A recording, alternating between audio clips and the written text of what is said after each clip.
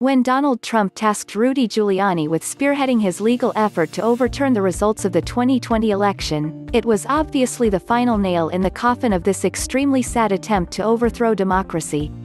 While Giuliani started his career as a federal prosecutor, of late his professional activities have involved trying and failing to take Joe Biden down via hard drive, appearing in a Sacha Baron Cohen movie with his hands down his pants, and unironically holding a post-election press conference between a crematorium and a sex shop running a sale called DILDO Madness.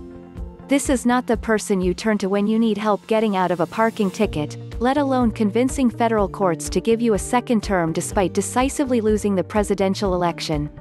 Unfortunately for Trump, no reputable law firm wants anything to do with him. Also unfortunately for Trump, both he and Giuliani became untethered from reality several decades ago. So despite the fact that their odds of success are on par with those of Biden nominating Jared Kushner as Secretary of State or replacing Kamala Harris with Ivanka Trump on the 2024 ticket, they're apparently intent on not only dragging this thing out as long as possible, but doing so in the most unhinged, mortifying fashion possible.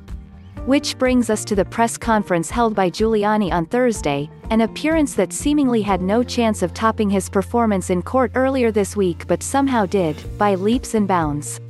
And that's not just because, at one point, sweaty beads of what appeared to be hair dye dripped down the side of his face as though they were trying to flee the scene. Hair and makeup malfunctions aside, the first thing you need to know about this press conference, in which Giuliani and company allege they have evidence of mass, coordinated voter fraud, is that despite such claims, they told reporters they can't actually provide any evidence of them at this time. It's not a singular voter fraud in one state, Giuliani said, speaking from the Republican National Committee headquarters.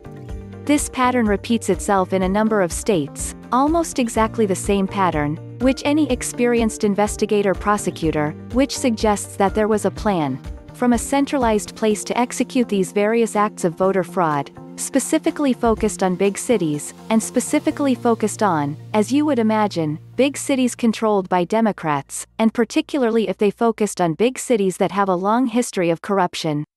He added, "I know crimes, I can smell them. You don't have to smell this one, I can prove it to you, 18 different ways. I can prove to you that he won, Pennsylvania, by 300,000 votes. I can prove to you that he won Michigan, probably 50,000 votes," Giuliani continued. And yet, he didn't prove anything, not 18 different ways or even one way.